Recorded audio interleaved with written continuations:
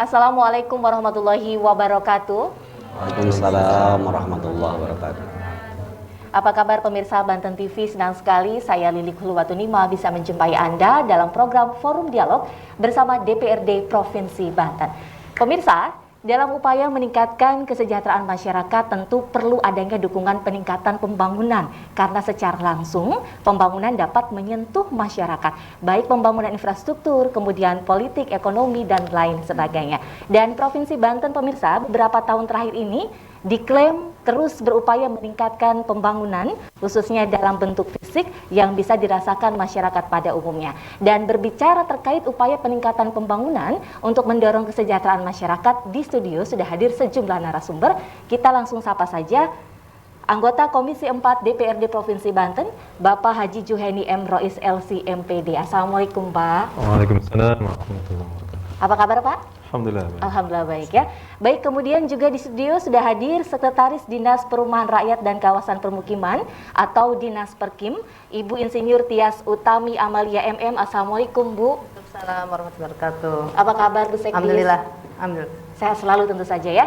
Dan kemudian juga kita undang tokoh masyarakat yakni Wakil Ketua Umum PB Matlaul Anwar, Bapak M. Babai Sujawandi. Assalamualaikum Pak. Waalaikumsalam warahmatullahi wabarakatuh. Sehat ya Pak ya? Alhamdulillah. Alhamdulillah. Baik pemirsa, walaupun kita di studio dengan banyak audiens dan juga sejumlah narasumber, tentu saja kita masih tetap menerapkan protokol kesehatan ya. Tapi izin saya untuk membuka masker terlebih dahulu. Dan mengawali perbincangan kita, saya ingin bertanya ke Pak Juheni terlebih dahulu. Pak, menurut Anda di Provinsi Banten 5 tahun terakhir ini, terutama di saat 2 tahun pandemi menghantam Banten, bagaimana pembangunan menurut Bapak? Secara umum, alhamdulillah Provinsi Banten terus berbenah ya. Ya. Meskipun dilanda pandemi dan ini secara global kan sifatnya luar biasa gitu. Tapi tetap Pemprov Banten dalam hal ini Dinas Perkim bekerja sama dengan mitra DPRD ya, dalam hal ini Komisi 4 itu selalu mengadvokasi untuk pembangunan di Provinsi Banten.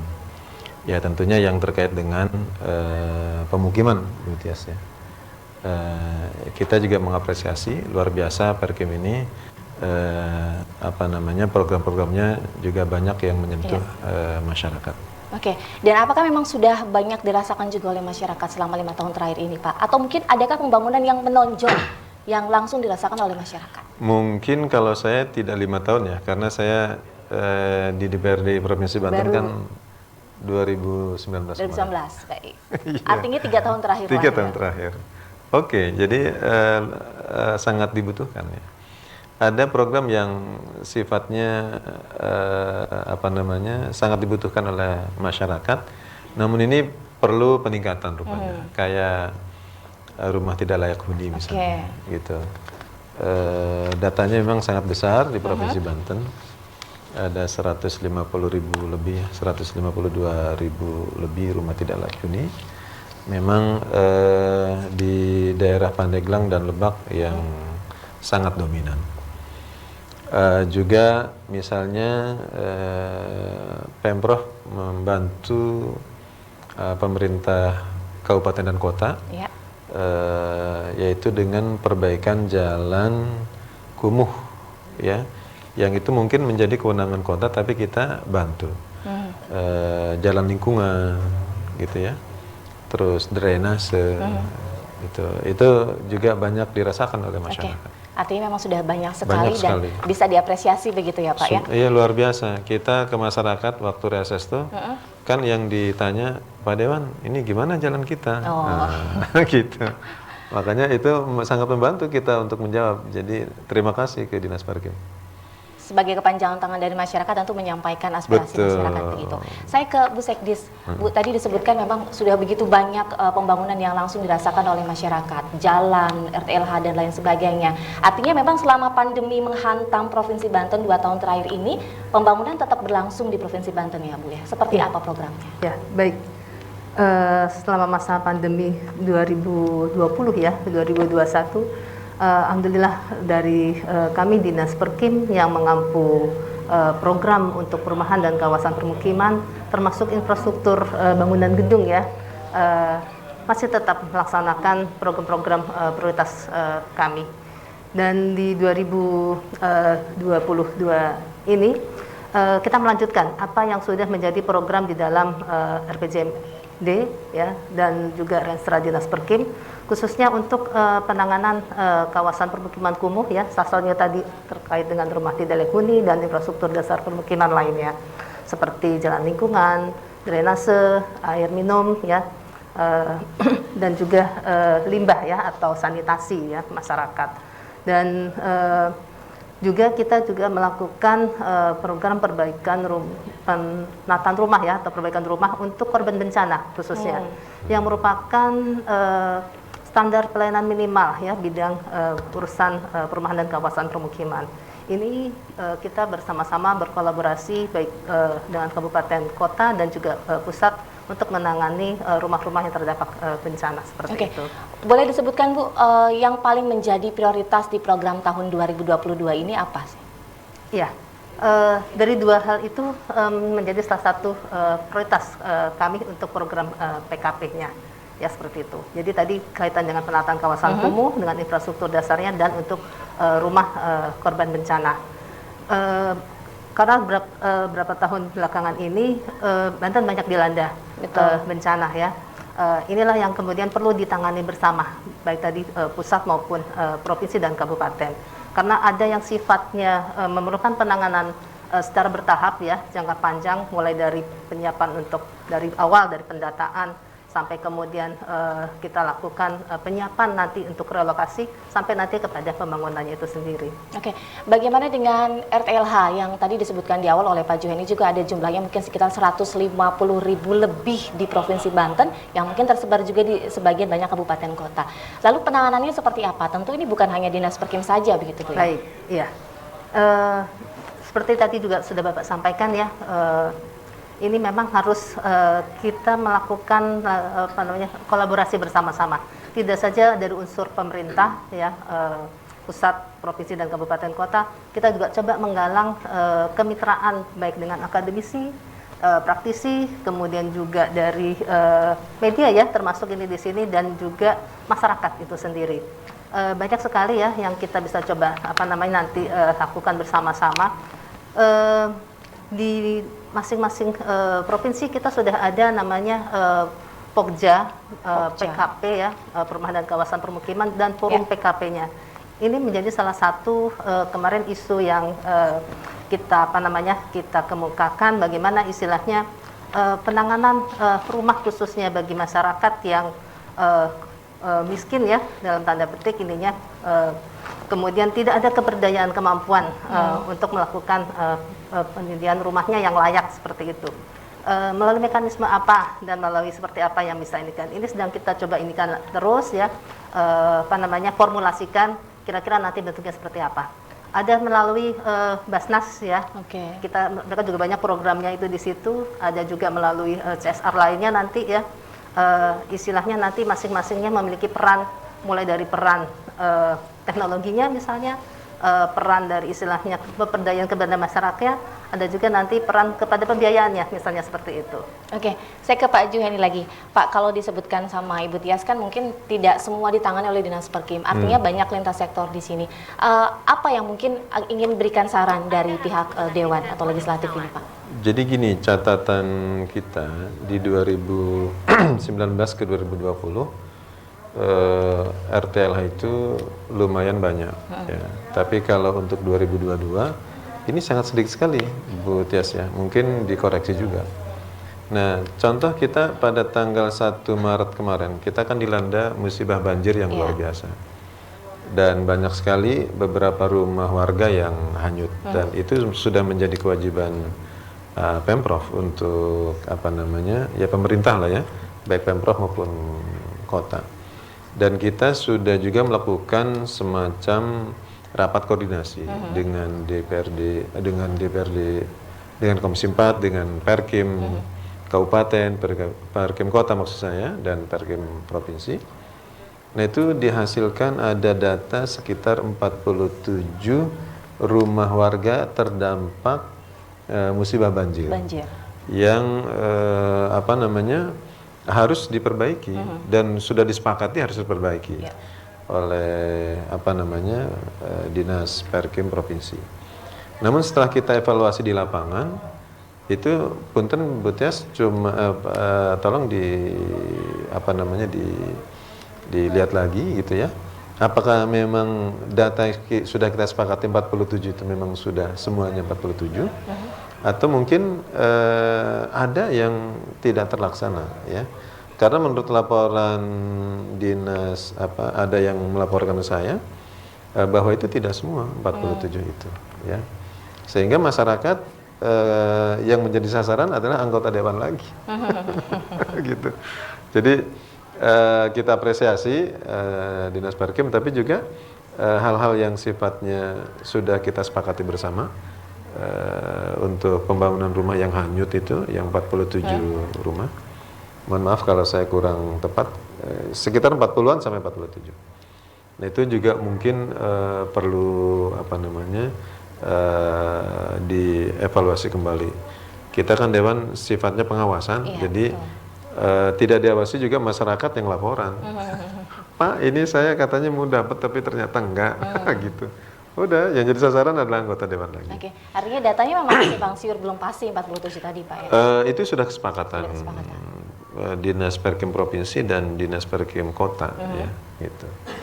Karena kita kan ada reses, tidak ada reses, dewan terbuka terus gitu. Nah, kemudian kita juga sudah mengadvokasi masyarakat, terutama untuk wilayah Pandeglang, walaupun saya bukan dapil Pandeglang, wilayah Lebak, walaupun saya bukan dapil Lebak, gitu. Dapil mana dong? Serang, kan? Dapil Kota Serang kan? Yes. Bukan promosi nih, Bapak-Bapak. Gitu. Karena dari Dinas Perkim ngomong, nanya, Pak Sajo ini dapil Kota Serang kok ngusulin Lebak mulu ini. Iya, saya bilang kan kita DPRD Provinsi Banten gitu kan. Gitu. Nah itu untuk Rutilahu sekarang tuh sangat apa namanya kecil kalau nggak salah ya. Tidak signifikan. Padahal kemiskinan sangat luar biasa. Oke.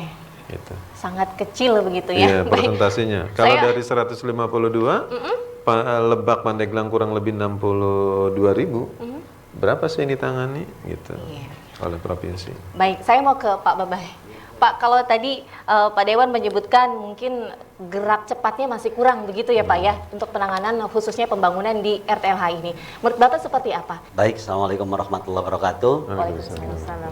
Pak Ustadz, Ya, wakil kita di Komisi 4, Ibu Sekdis, adik-adik semua, para audiens. Saya sebetulnya ingin mulai dari apa sih pembangunan itu sesungguhnya? Pembangunan itu kan secara simpel diartikan upaya serius untuk melakukan perubahan. Perubahan dalam seluruh aspek. Sosial, ekonomi, politik, pendidikan, pertahanan, dan lain sebagainya. Termasuk budaya, teknologi. Betul. Nah, kali ini kita bicara khusus soal fisik dan itu mengerucut kepada perumahan.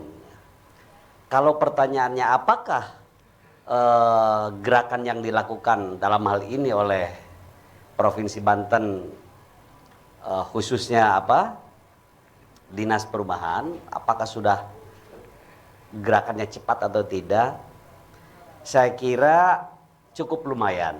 Kita perhatikan cukup lumayan. Kalau dibilang cepat, tidak juga. Banyak faktor saya kira bahwa dampak pandemi COVID-19 itu juga harus kita akui. Kan kita 2019, 2020 itu kan terjadi pertumbuhan ekonomi kita juga terjadi kontraksi cukup dalam saya kira. Cuma tidak setinggi nasional ya. Nah, dan kalau dikaitkan dengan pelaksanaan pembangunan yang dilakukan oleh pemerintah Provinsi Banten tentu saja sangat terkait dengan anggaran yang tersedia. Dengan anggaran yang tersedia. 2022 alhamdulillah ya Ustaz Dias, APBD kita udah 12,7. Ya. Dan untuk Perkim 900 lebih. Walaupun itu nanti ada belanja pegawai segala macam ya. Nah, apakah dengan anggaran seperti itu bisa kemudian mengatasi ini? Karena kata wakil kita tadi 150.000 lebih kok. Pandeglang, saya orang Pandeglang. Ya. Cuma tinggal di Tangsel. Itu 60.000 lebih. 62. RTLH, rumah tidak layak huni. Kemudian Lebak 63.000 sekian. Betul. Bayangkan. Yang satu digit Tangsel. Tempat tinggal saya cuma satu digit tuh yang RTLH-nya. Kalau tidak salah 8 atau berapa gitu lah. Cilegon yang hanya satu. Cilegon Cilegon paling juga bagus. satu. Hanya satu, betul. Nah, kalau kita melihat alokasi perumahan dari 916 mungkin sekian persennya hanya untuk penyelesaian RTLH, APBD provinsi, saya kira kalau dilihat dari sisi itu nggak akan mampu. Kabupaten Pandeglang sendiri sebagai contoh, rata-rata hanya mampu 400. Kalau disandarkan hanya Kabupaten Pandeglang setiap tahun hanya 400, ada 60.000 lebih bagi 400 berapa puluh tahun? 100 tahun Iya. baru selesai. Pandeglang, begitu juga Lebak. Nah, tahun 2021 ada 1.600-an RTLH yang diselesaikan itu kolaborasi antara provinsi termasuk pusat dan kabupaten. Ada 1.600-an, lumayan 1.600. Tapi kalaupun itu cuma 1.600 untuk mengatasi 60.000 lebih, berapa tahun? Berapa periode kepala daerah baru bisa selesai? Belum lagi mungkin di periode secara bersamaan juga ada lagi yang RTLH lagi bertambah gitu. Kan gitu. Nah, karena itu saya kira kuncinya ini terus terang aja nih Kak Ustadz. Ini kiai masalahnya, saya panggil, saya hafal betul. Beliau ini kiai ya, jadi harus sinergi. Coba kalau sinergi, 12,7 APBD provinsi, Tangsel berapa? 5 atau 6 triliun. Kota Tangerang berapa? Kabupaten Tangerang berapa? Pandeglang berapa? Kalau itu disatukan untuk melakukan pembangunan di Provinsi Banten yang jumlah penduduknya 12 jutaan, saya kira nggak terlalu ini. Ini persoalannya, punten, saya melihat soal sinergisitas ini kurang, koordinasi juga kurang antara provinsi dengan kabupaten kota. Karena itu tadi efek dari Undang-Undang Otonomi Daerah. Provinsi bukan atasan kabupaten, begitu. Kalau dulu kan waktu sentralistik memang apa kata gubernur ya nurutlah pasti bupati wali kota. Sekarang tidak lagi. Oke, baik. Jadi itu kunci, saya kira harus gitu sinergi, ya, Pak, ya? harus sinergi baru mampu mengatasi 150.000 Tapi selain itu. sinergitas, mungkin tadi juga Bapak sedikit menyebutkan terkait terkendala anggaran, begitu. Kalau anggaran tentu kita bertanya sama Pak Dewan. Silakan Pak, bagaimana Jadi dengan sebetulnya anggaran? gini, kalau provinsi itu sebetulnya udah bagus penganggaran untuk rutilahu itu atau rumah tidak layak huni. Karena per unitnya itu memang mencukupi untuk memperbaiki satu rumah yang tadinya tidak layak menjadi layak. Oke. Anggaran itu kan satunya kalau nggak salah 50 juta ya, Bu Sekdis. Satu rumah ya? Satu rumah. Beda dengan kabupaten kota. Itu tidak sebesar itu anggarannya. Artinya sudah bagus secara penganggaran, hanya volume saja yang belum besar ya, belum banyak gitu. Nah, saya kira ini fungsi eksekutif dalam hal ini gubernur berkoordinasi dengan bupati wali kota untuk menangani permasalahan ini kalau dianggap ini sebagai sebuah hal yang perlu ditangani secara serius gitu. Dan saya kira bisa ya. Di Banten ini kan ribuan industri yang juga mungkin bisa kita tagih CSR-nya gitu kan. Saya kira itu bisa mengurangi sangat signifikan. Kalau misalnya ada berapa industri yang besar-besar? 8.000-an. 8.000. Kita kasih beban aja misalnya 1 unit per industri. Itu udah 8.000 per Betul. per tahun gitu kan. Apalagi kalau misalnya kita minta, coba dong industri yang besar 10 unit, gitu. Saya kira mampu gitu. Nah, tinggal kita sejauh mana eksekutif itu memainkan peranannya untuk mengentaskan kemiskinan, gitu saya kira gitu. Baik, Ibu Tias, sinergitas, terutama tadi mungkin dengan Bank Industri dan lainnya. Apakah ini memang sudah pernah digodok sebelumnya? Ya, seperti yang tadi juga kami sampaikan ya, kita mempunyai wadah nih sebenarnya, forum komunikasinya ini melalui Pokja tadi dan PKP. Nah ini yang akan lebih menjadi PR bersama nih ya, tidak hanya tadi kami di pemerintah daerah ya, karena itu nanti berkolaborasi juga itu di situ. Yang tadi semuanya pentahelixnya ya, akademisinya juga ada di situ, praktisinya ada, kemudian perbankannya justru juga ada di situ ya, dan juga dari unsur media dan juga masyarakat ya, seperti itu. Memang yang tadi juga konsep-konsep istilahnya pendanaan nanti di luar ya dari yang bisa dilakukan oleh pemerintah, yang sifatnya memang istilahnya sebenarnya hadir ya, kehadiran peran dari pemerintah itu seperti apa. Sifatnya kita misalnya mendorong, memberikan stimulasi ya, seperti itu. Bagaimana kemudian masyarakat bisa berdaya, tentu juga tidak istilahnya dari sisi tenaganya saja ya, karena dana juga itu salah satu hal yang penting juga. Tapi tentu bisa dibantu tadi dengan pemikiran bersama ya, untuk istilahnya bagaimana efektivitas pembangunannya melalui teknologi yang lebih tepat guna ya, seperti itu. Dan kalau misalnya memang dari pemerintah saja memang kita sangat terbatas tadi, dari anggaran, tenaga dan lain-lain seperti itu. Karena itu memang kita mendorong ya melalui pemberdayaan itu nanti melalui konsep-konsep yang lebih tepat sasaran. Dan melanjutkan tadi yang juga disampaikan dari Bapak dari Dewan ya, kaitannya dengan istilahnya untuk penanganan bencana nih, ini ya kan seperti itu. Ada hal-hal yang istilahnya perlu kita lakukan. Pertama tadi dari verifikasi validasi korban ya, yang terdampak itu. Salah satunya adalah kesesuaian tata ruang di dalam penanganan untuk korban yang terdampak. Apakah dari korban tersebut sesuai ya, rumahnya itu tata ruangnya misalnya untuk pada wilayah permukiman, apakah tidak pada daerah rawan bencana, contohnya pada bantaran sungai ataupun istilahnya pada kawasan konservasi lainnya seperti itu, yang sehingga sebenarnya tidak layak untuk dilakukan pemukiman kembali di situ. Inilah perlunya nanti bersama-sama dengan kabupaten kota dan juga kita semua perlunya direlokasi kepada tempat yang lebih layak seperti itu. Baru nanti dilakukan penataan pembangunannya kembali. Dan untuk perumahan ini memang istilahnya akan lebih kelihatan ya dampaknya ya, pembangunannya bila kita menatanya secara berbasis kawasan, sehingga nanti tidak hanya rumahnya yang kita lakukan penanganan, tapi juga kepada infrastruktur PSU-nya Pak, pendukungnya dari kesediaan aksesnya, sampah air, juga itu sanitasi, bekas kemarin itu luar biasa, termasuk ininya juga seperti itu.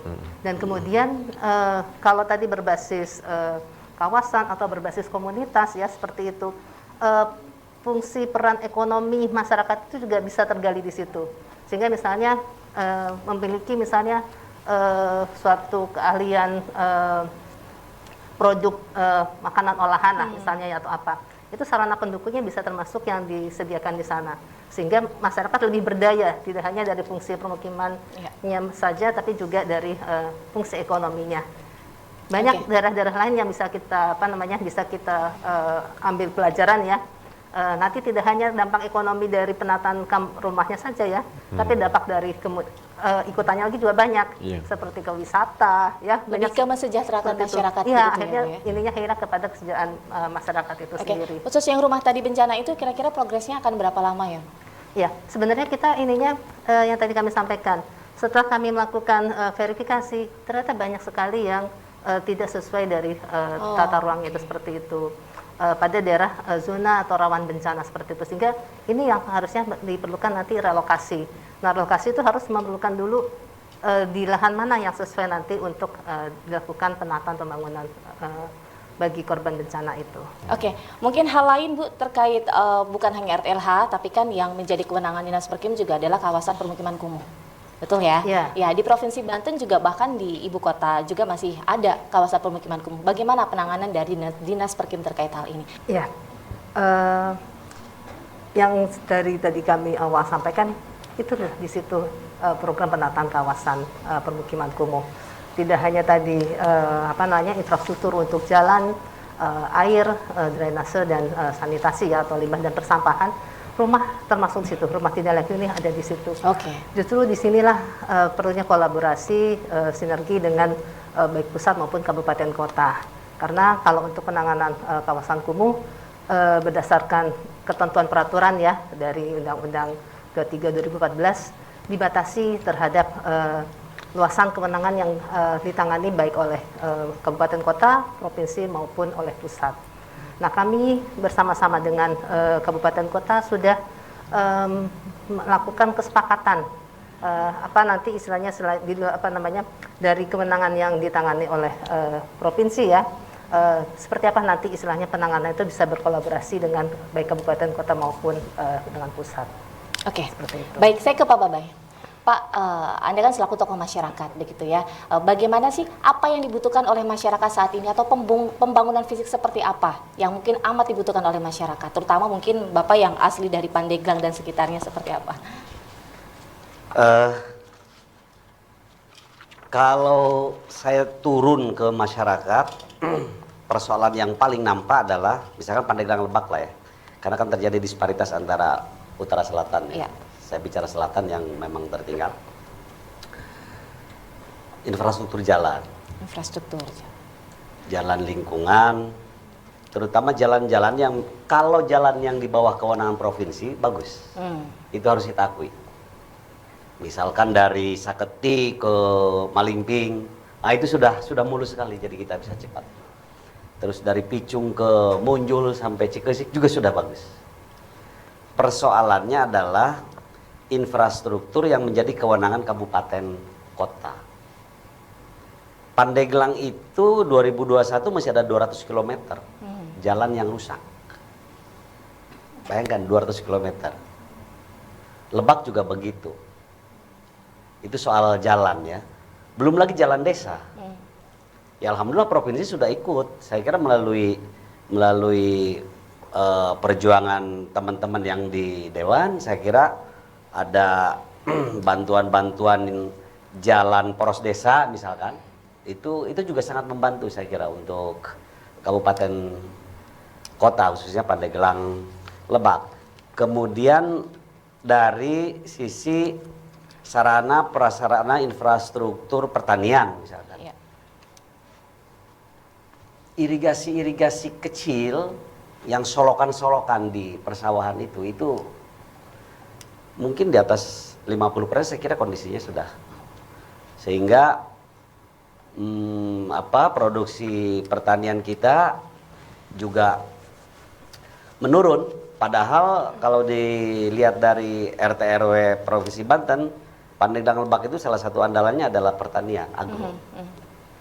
Nah sementara infrastruktur untuk meningkatkan kiprah pertanian di kedua kabupaten itu, saya kira ya mudah-mudahan dengan adanya waduk Karian nanti mudah-mudahan ya, karena itu berapa puluh ribu hektar gitu kata Pak Luhut akan mampu mengairi itu, di samping untuk di samping untuk kebutuhan air bersih. Air bersih. Jadi sebetulnya gini Pak Bapak, jadi kalau kita melihat anggaran antara perbaikan jalan dengan irigasi, itu memang masih jomplang banget. Perhatian kita provinsi itu di jalan. Lebih ke jalan. Lebih ke jalan. Ke irigasi masih dianaktirikan dalam tanda kutip kayaknya. Kenapa begitu Pak? Ya memang kebutuhan jalan itu sangat besar. Daripada irigasi begitu? Sebetulnya irigasi juga besar ya. Makanya kita mungkin untuk tahun ke depan ini menjadi masukan bagi kita untuk memperbaiki mekanisme anggaran agar irigasi ini juga menjadi perhatian. Oke. Gitu. Saya kira Cuman itu mungkin ya. bukan di Perkem Bu ya. Drainase Perkem. Kalau drainase tetap Tapi kalau- Perkim. Kalau ya. jalan kan PUPR begitu ya, Bu ya? Iya. Ya. Jadi mungkin bisa kami jelaskan ya. Tadi ada istilahnya memang yang jalan status Pak, jalan kewenangan provinsi ya, seperti itu. Ada juga jalan nasional dan jalan kabupaten kota. Betul. Walaupun ini kan di luar konteks kami ya, Ya. tapi istilahnya apa yang tadi menjadi kewenangan masing-masing. Kalaupun istilahnya dari pusat ataupun provinsi turun ke apa namanya menangani, bukan dalam tata fisiknya, tapi banyak mekanisme yang lain ya tadi ya, apakah melalui bantuan keuangan dan lain sebagainya. Yeah. Ya seperti itu. Nah kemudian kaitannya tadi dengan program prioritas lain ya Pak ya, kami ya. Kalau tadi di sini sudah ini kan juga istilahnya tidak hanya jalan dan irigasi ya Pak ya dari PUPR, di kami ke air minumnya nih. Air minum. Air minum. Air Betul. minum Air minum. termasuk juga sebenarnya penataan limbah ya dan juga persampahan. Nah, sekarang yang istilahnya sedang kami prioritaskan penanganan adalah air minum dari bendungan Sidanghala nih, justru ya. Kemarin istilahnya memang ada hal ya yang lain Ada ya. musibah. Seperti itu. Tapi ini kita bersama-sama nih Pak dengan balai ya, pusat karena ini memang untuk pengelolaan balainya oleh Balai Itu Cibi. balai juga kemarin tuh bicara ke kita. Ya. Ini Perkem kapan mengoptimalkan Ya, ya. apa namanya fungsi memanfaatkan dari ininya. dari itu. Ya, Itu baik. karena kan Perkem yang itu ya. Betul, ya. Insya Allah kalau segera di apa namanya fungsikan ya. Artinya diminta anggarannya kita Dewan sih Ya. support. insya Allah. Jadi untuk air baku menjadi air minum ya, yang Ya. menunjang kepada istilahnya banyak hal ya, termasuk stunting ini itu di situ ya. Oke.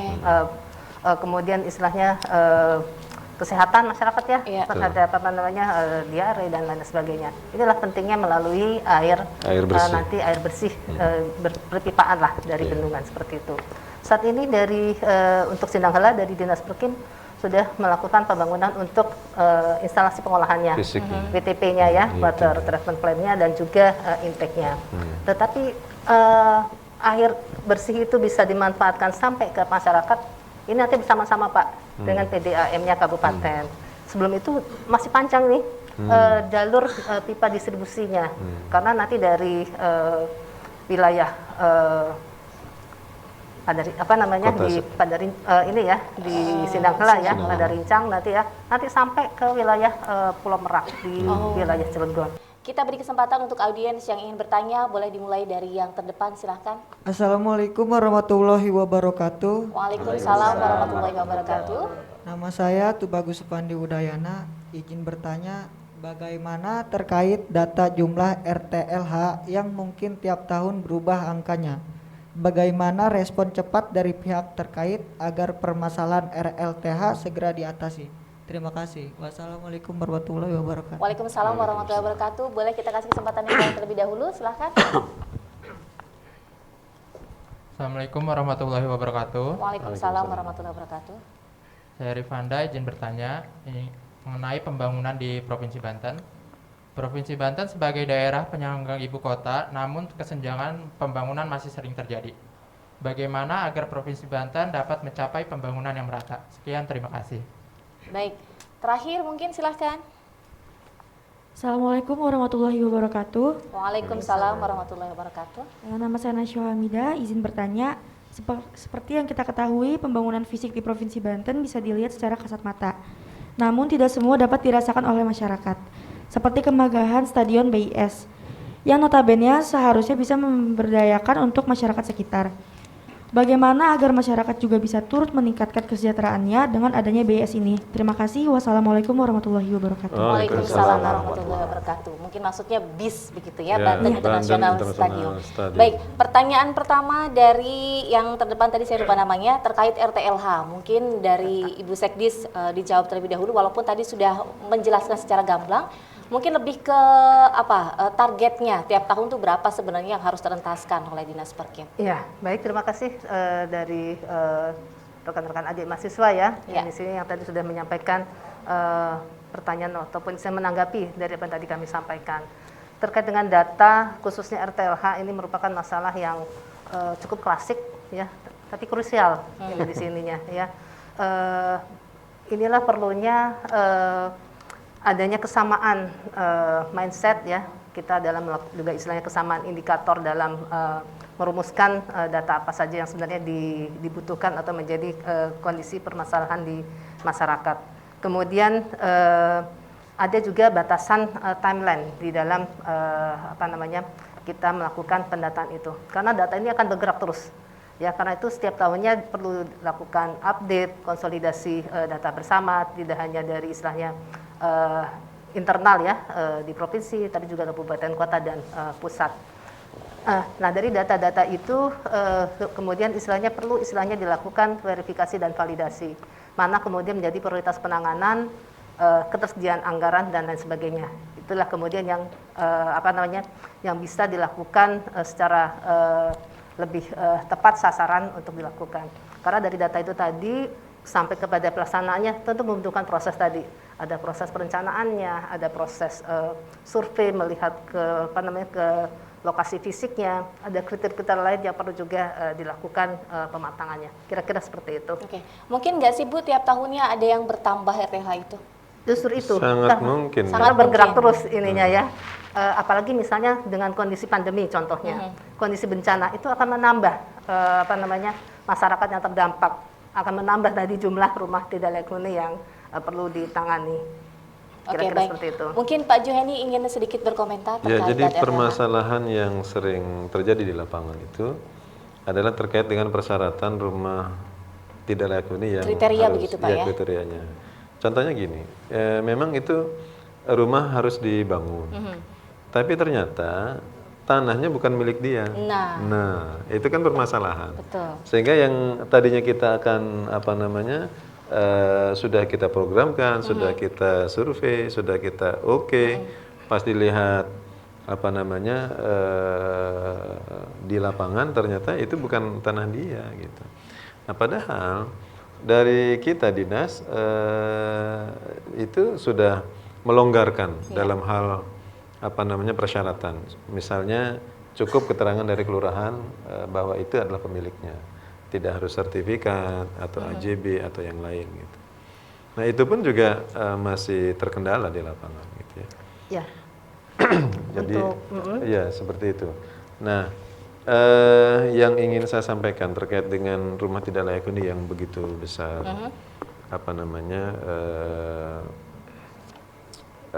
jumlahnya gitu ya, sampai 150.000 gitu kan. Itu kan permasalahan sebetulnya gitu. Nah, kita ini APBD ini kan kadang-kadang dinas tuh pengennya banyak-banyak anggaran gitu. Tapi apa yang harus diselesaikan dari anggaran yang dia dapatkan itu juga perlu menjadi fokus kita gitu. Misalnya tadi dipertanyakan ini sampai kapan selesai? Saya kira memang kalau Provinsi Banten nggak akan dalam waktu cepat bisa menyelesaikan, karena permasalahan ini permasalahan ya klasik ya. Tapi yang penting kita ada kepedulian untuk ada upaya. Ya, upaya itu. Saya kira demikian. Oke, baik. Mungkin Ibu saya menambahkan tambahkan lagi, sedikit boleh? ya, mohon izin. Permasalahan-permasalahan tadi beraneka ya terhadap kondisi baik RTLH maupun sarana utilitas permukiman ya seperti itu. Sebenarnya penanganannya itu juga beraneka ya. Jadi tadi terkait dengan yang terdampak bencana ataupun yang kaitannya dengan pada kawasan kumuh ya seperti itu, ataupun istilahnya pada masyarakat yang memang mendiami tadi bukan haknya ya seperti itu. Hanya ada program begini Bu Sekdes, mungkin perlu ada semacam klarifikasi ya. Waktu kita rapat itu ada semacam, sekarang Rutilahu itu diperuntukkan untuk terdampak bencana. Artinya yang tidak terdampak bencana itu tidak bisa. Nah, apakah itu untuk 2022-2023 ini seperti itu atau bagaimana? Sebab kalau hanya terdampak bencana, otomatis ini enggak yang tidak terdampak bencana enggak akan mendapatkan iya gitu. Ya, jadi kita istilahnya mengacu ya juga kepada aturan yang di atasnya tadi. Jadi kalau untuk yang program rumah bencana dan relokasi dasarnya adalah seperti itu, SPM tadi seperti itu. Tapi untuk rumah tidak layak huni itu tadi merupakan bagian dari penanganan di kawasan permukiman kumuh. Tetap ada. Ada seperti itu. Itu pun juga terbagi istilahnya baik pusat, provinsi dan kabupaten. Dan di provinsi ada. Ada. Tidak hanya untuk bencana. Ya. Oke. Dan kemudian banyak lagi tapi sebenarnya yang belum tertangani tersentuh Soalnya karena begini, berbagai macam persoalan itu tadi. Di lapangan tuh kita gini Pak Ya, Bu Sekdis. ininya. Kita kadang-kadang sudah mendapatkan banyak ya. Harapan masyarakat sudah berbunga-bunga, rumahnya mau Mau dibangun. Tapi setelah kita ajukan anggaran tidak memungkinkan. Nah, itu juga menjadi dilema juga bagi kita. Malu kita sebagai anggota dewan kok masa Pak Dewan udah Omdo. Oh iya. Tapi, Nah, ini tapi permasalahan tidak hanya di situ, ya. Makanya tadi yang kami sampaikan, kita sedang mencoba nih skema-skema nanti pembiayaan di luar yang APBD dan APBN. Tadi melalui apa namanya? Tadi ya sudah CSR, sering ya, CSR. CSR, Basnas ya Iya. seperti itu. Banyak sekali sebenarnya yang bisa ini kan asal kita mau duduk bareng gitu ya Pak Betul. ya. Gini tambahan kali ya. Boleh, Pak. Pak. Gini, harus ada ketegasan dulu antara provinsi dan kabupaten kota. Dari 150.000 itu mau berapa tahun diselesaikan? Per tahun anggarannya mau berapa?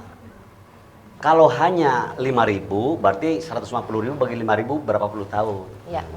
Tegas aja, misalkan kalau oke, 1 tahun anggaran kita selesaikan 15.000 10 tahun, 2 periode gubernur, 2 periode kabupaten kota. Caranya seperti apa? Ya yang penting itu dulu, targetnya dulu. Setelah itu baru kita ini sumber-sumber yang bisa kita ini termasuk salah satunya CSR. Terus terang dan ormas kita punya ini Ustadz, kita Matu Anwar itu punya Emaker. Dan kemarin yang hasil dampak gempa kita mungkin ada 5 sampai 10 rumah kita selesaikan mandiri ya oleh Emaker, oleh Matu Anwar. Kehadiran PLTU misalkan, PLTU di Banten kan banyak. Labuan, ternyata itu limbahnya, itu limbah hasil pembakaran faba, sebutnya fly ash dan bottom ash-nya, itu bisa untuk material bangunan. Bisa dibikin paving block, bisa dibikin bata ringan, bisa pakai ngacor jalan gitu loh. Itulah pentingnya sinergi tadi dengan industri gitu loh. Baik, ormas saja bergerak begitu Pak ya. Berarti Ormas memang saja sinergi bergerak, kita semuanya memang ya, harus sama-sama. Iuran ada yang 50.000, 100.000 kita kumpulkan warga kita. Oke, kita bangun itu yang kemarin kena dampak gempa. Masalahnya di Lebak saja yang banjir dulu itu sampai sekarang masih huntar aja, kapan huntapnya? Iya, betul. Masih hunian sebentar aja, terus terang kita ke sana. Huntapnya kapan gitu. Baik. itu kalau diselesaikan dalam 1 tahun itu satu anggaran APBD Banten itu. Iya. 150.000 dikali 50 juta. Itu 7,5 triliun. 7,5 triliun ya. Ya misalkan bikin 5 tahun gitu lah. Baik. Pertanyaan berikutnya terkait kita sebagai daerah penyangga ibu kota, tapi masih banyak kesenjangan pembangunan yang masih terjadi di kita, di Provinsi Banten khususnya. Nah, mungkin siapa yang berkomentar terkait hal ini, Pak Dewan terlebih dahulu, silakan Pak. Iya, ini juga yang sering Jangan. kita dapatkan dalam tanda kutip, ini kota Serang kok seperti dianaktirikan. Iya, padahal ibu kota. Padahal ibu kota. Betul. Betul itu. Saya bilang enggak kok, enggak dianaktirikan. Kita kan lihat apa bantuan keuangan ke kota berapa, ya kan? Bantuan keuangan ke Tangerang Kabupaten berapa, kota ke lain. yang lain berapa. Itu yang dalam tanda kutip saya nggak bisa jawab. Nanti saya bilang saya usulkan. Gitu. Nah, cuman permasalahannya kita ini memang mau nggak ya membangun ibu kota Serang khususnya ini menjadi ya jendelanya Provinsi Banten lah kira-kira begitu. Karena ibu kota provinsinya harus. Iya. Gitu. Meskipun sudah ada upaya itu dari gubernur yang kemarin membangun jembatan Bogeg ya, Arya itu Wangsakara. luar biasa bagus gitu. Artinya dampaknya ke masyarakat juga luar biasa. Terus yang agak dipersoalkan adalah Banten internasional stadium gitu. Anggarannya berapa itu Bu? 500-an triliun. Tadi yang dipertanyakan sama yang terakhir Hampir ya. 900. Hampir 900 miliar. Hampir 1 triliun. Ya. Kan? dampak ekonomisnya kepada masyarakat. Gitu. Tapi di luar daripada dampak ekonomis, ya provinsi juga kan perlu ada semacam ikon, gitu. Ya oke lah, saya kira ikon jalan gitu. Tapi masyarakat juga harusnya itu juga dijadikan prioritas utama gitu. Nah yang jadi hampir kita terkena dalam tanda kutip musibah itu tahun 2021 kita hampir saja hutang 4,9 triliun. Gitu. Untungnya tidak jadi. Ke SMI ya. Iya. Untungnya tidak jadi. Kita menolak keras. Iya. Cuman Dewan dalam hal itu posisinya tidak tidak memiliki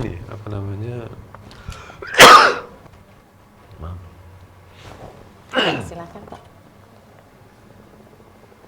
Memang kesenjangan itu memang masih terjadi begitu Pak ya? Betul. Mohon maaf. Jadi istilahnya orang kalau melihat ke Kota Serang bukan seperti ibu kota provinsi. Tapi sekarang sudah mulai dibenahi lah. Karena gini, banyak jalan-jalan yang menjadi kewenangan provinsi di Kota Serang ini yang masih belum tertangani. Dan itu menjadi kewajiban. Ya jalan Kinawawi kan masih belum dibebaskan, ya kan? Masih. Nah ini bagaimana provinsi? Udah 20 tahun lebih kan gitu. Baik. Pertanyaan terakhir nih ke Bu Sekdis barangkali terkait kemegahan stadion BIS yang baru diresmikan. Nah, bagaimana agar dampaknya juga dapat dirasakan oleh masyarakat sekitar khususnya, bukan hanya kita melihat kemegahan, tapi juga mungkin dampak perekonomian dan lain sebagainya. Iya. Untuk Banten International Stadium ini tadi ya sebagai ikon ya di Provinsi Banten ya di Kota Serang mendukung terhadap istilahnya prestasi lah nanti olahraga kedepannya kita ya, membutuhkan sarana yang representatif ya berstandar internasional seperti itu.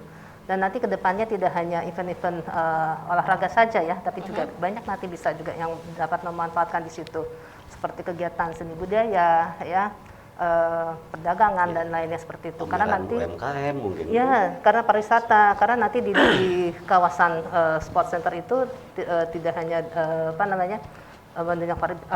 olahraga saja ya, tapi nanti juga akan disediakan semacam gedung pertemuan, hotel ataupun tempat perbelanjaan lah, misalnya seperti itu. Dan ini kami coba nanti istilahnya diskenariokan bagaimana nanti melalui peran swasta, sehingga nanti anggaran APBD ya bisa diprioritaskan untuk pembangunan yang pelayanan publik lainnya, seperti itu. Tentu istilahnya nanti ada suatu mekanisme ya yang dilakukan untuk melakukan kerjasama dengan pemerintah dan swasta tersebut. Kemudian juga kaitannya dengan masyarakat nih ya, baik sekitar maupun masyarakat Provinsi Banten lah. Bagaimana nanti bisa berkiprah juga ya di dalam memanfaatkan sarana itu. Nanti kita coba polakan juga ya berbagai macam pola-pola nanti kerjasama dengan semua yang bisa lah yang terlibat di sana ya. Kaitannya masih dengan koperasi ya misalnya ya. Kemudian hal-hal lainnya ya di dalam baik pengelolaan, pemanfaat dari sarana itu. Sehingga semuanya nanti akan berdampak kepada peningkatan kesejahteraan masyarakat lah, tidak hanya sekitar tapi di Banten khususnya. Oke, baik. Kita sudah berada di penghujung acara, sudah tidak terasa tentu saja, maka saya minta untuk Bapak-Bapak dan juga Ibu untuk memberikan closing statement-nya, dimulai dari Pak Haji Babai. Silakan Pak, baik, pernyataan penutup. Terima kasih. Satu, tadi kalau kita ingin menyelesaikan yang RTLH 150.000 kata Kak Ustadz tadi, harus ada ketegasan. Dirancang targetnya berapa tahun. Dan itu harus menjadi kesepakatan bersama, bukan hanya gubernur. Termasuk pusat saya kira. Termasuk daerah industri. Yang kedua soal ketimpangan wilayah. Sebetulnya itu sudah disadari sudah lama.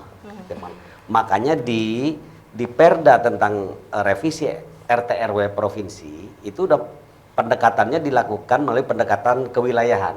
Ada WKP 1, Wilayah Kerja Pembangunan 1, Tangerang Raya, kemudian WKP 2, Serang Cilegon, WKP 3, Pandeglang Lebak. Masing-masing itu WKP di pendekatannya adalah sesuai potensi yang dimiliki. Pandeglang Lebak misalkan agro, pendidikan yang seperti itu. Kalau WKP 2 sebagian besar industri, WKP 1 industri memang dengan jasa. Artinya dari sisi konsepnya sebetulnya udah bagus, makanya kemudian diiringi dengan pembangunan tol menghubungkan ke Panimbang gitu. Itu kan dalam rangka mengurangi disparitas ya, kesenjangan wilayah. Saya kira memang tugas berat dan indikatornya sekarang ketimpangan tuh kemiskinan mana yang tertinggi. Pengangguran, nah ada hikmahnya COVID-19. Justru Kabupaten Serang dan Kabupaten Tangerang lebih tinggi dari Pandeglang penganggurannya karena terjadi PHK. Yang kemarin yang kebal terhadap krisis itu adalah agro justru. Oke, baik. Itu ya. Jadi ya sudahlah udah betul itu pendekatan pakai WKP. Baik. 3 WKP itu. Boleh kita tepuk tangan dulu untuk Pak Haji Babai. Berikutnya Bu Sekdis, silahkan singkat saja. Ya, baik, terima kasih. Tantangan ya, kondisi permasalahan yang dihadapi khususnya yang perlu ditangani oleh Dinas Perkim ini menjadi pendorong ya kami di dalam melakukan pelayanan pembangunan yang lebih baik ke depannya. Fungsi tadi ya, sinergi kolaborasi antar semua pihak ya yang menjadi kita perlu kedepankan dan dilandasi dengan perencanaan yang lebih baik, yang lebih tertata. Kira-kira seperti itu. Dan harapan kami semua hasil-hasil pembangunan sudah dilaksanakan oleh pemerintah provinsi ya, atau semuanya lah ya, termasuk kami, harapannya menjadi sebulan ya, pendorong untuk keberdayaan masyarakat. Agar tetap dipelihara ya oleh semua pihak, sehingga nilai kebermanfaatannya akan lebih nyata ke depannya. Boleh tepuk tangan untuk Bu Sekdis. Terakhir, Pak Juheni silakan closing statementnya. Dinas Perkem ini dinas yang anggarannya menyentuh langsung ke masyarakat. Perbaikan jalan lingkungan, itu kan langsung ke masyarakat kumuh, apalagi penataan masyarakat kumuh. Jadi program-program yang sangat bermanfaat ini ya harus menjadi support kita, harus diperbanyak volumenya gitu. RTLH penanganan itu kan mereka merasakan, oh saya diperhatikan gitu. Nah pembangunan yang seolah-olah tidak terlihat oleh masyarakat, mungkin kalau dinas PU langsung kelihatan bikin jembatan, bikin yang besar-besar gitu. Kelihatan fisiknya. Nah, Perkim ini langsung menerobos ke masyarakat bawah. Saya kira ini penting didukung. Oke, baik. Boleh tepuk tangan untuk Pak Juheni. Bapak-bapak, terima kasih dan juga Ibu. Dan pemirsa Banten TV, demikian forum dialog bersama DPRD Provinsi Banten terkait upaya peningkatan pembangunan untuk mendorong kesejahteraan masyarakat di Banten. Saya Lilik Huluwatunima dan kru yang bertugas mohon pamit. Wassalamualaikum warahmatullahi wabarakatuh.